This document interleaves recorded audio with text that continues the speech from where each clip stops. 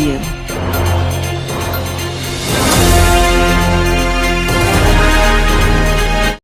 S Kumar पत्रकार द्वारा भारतीय सभ्यता की अद्भुत जानकारी।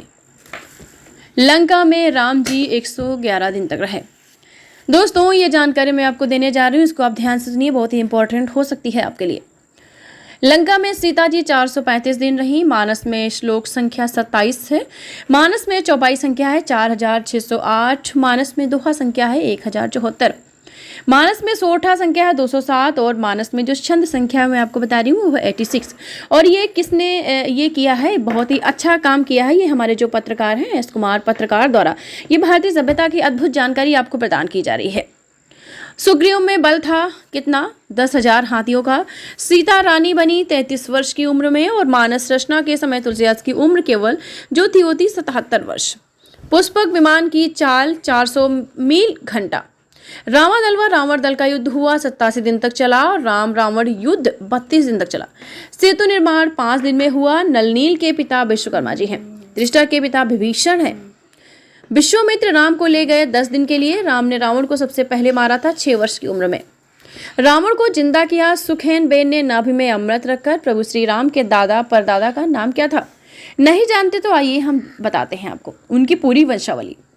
ब्रह्मा जी से मरीच हुए। मरीच के पुत्र कश्यप हुए। कश्यप के पुत्र विवस्वान थे। विवस्वान के वैवस्वत हुए। वैवस्वत मनु के समय जल प्रलय हुआ था। वैवस्वत मनु के 10 पुत्रों में से एक का नाम इक्ष्वाकु था। इक्ष्वाकु ने अयोध्या को अपनी राजधानी बनाया और इस प्रकार इक्ष्वाकु कुल की स्थापना हुई। इक्ष्वाकु के पुत्र थे कुक्षी। कुक्षी के पुत्र का नाम विकुक्षी था। विकुक्षी के पुत्र बाण हुए। बाण के पुत्र अरण्य हुए। अरण्य से पृथु हुए। पृथु से त्रिशंकु का जन्म हुआ। त्रिशंकु के पुत्र धुंधुमार हुए। धुंधुमार के पुत्र का नाम युवनाश था। युवनाश के पुत्र मान्धाता हुए। मान्धाता से सुसंधि का जन्म हुआ। सुसंधि के 2 पुत्र हुए, ध्रुवसंधि एवं प्रसेनजित। ध्रुवसंधि के पुत्र भरत हुए। भरत के पुत्र असित हुए। असित के पुत्र सगर हुए। सगर के पुत्र का नाम असमंजन था। माफ कीजिएगा, सगर के पुत्र का नाम असमंज था। असमंज के पुत्र अंशुमान हुए। अंशुमान के पुत्र दिलीप। दिलीप के पुत्र भागीरथ। और भागीरथ ने ही मां गंगा को पृथ्वी पर उतारा था। भागीरथ के पुत्र ककुत्स थे। ककुत्स के पुत्र रघु। रघु के अत्यंत तेजस्वी और पराक्रमी राजा नरेश होने के कारण उनके बाद इस वंश का नाम रघुवंश हो गया। रघु के पुत्र प्रबुद्ध हुए। प्रबुद्ध के पुत्र शंखर्ण। शंखर्ण के पुत्र सुदर्शन। और सुदर्शन के पुत्र का नाम अग्निवर्ण था। अग्निवर्ण के पुत्र शीघ्र हुए। शीघ्र के पुत्र मरु हुए। मरु के पुत्र का नाम था प्रशुश्रुक। प्रशुश्रुक के पुत्र अम्बरीश हुए। अम्बरीश के पुत्र का नाम नहुष था। नहुष के पुत्र ययाति हुए। ययाति के पुत्र नाभाग हुए। नाभाग के पुत्र का नाम अज था। अज के पुत्र दशरथ हुए। दशरथ के 4 पुत्र राम, भरत, लक्ष्मण तथा शत्रुघ्न हुए।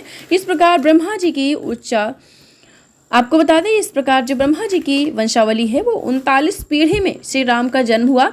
यह जानकारी महीनों के परिश्रम के बाद एस कुमार पत्रकार आपके सम्मुख प्रस्तुत करते हैं।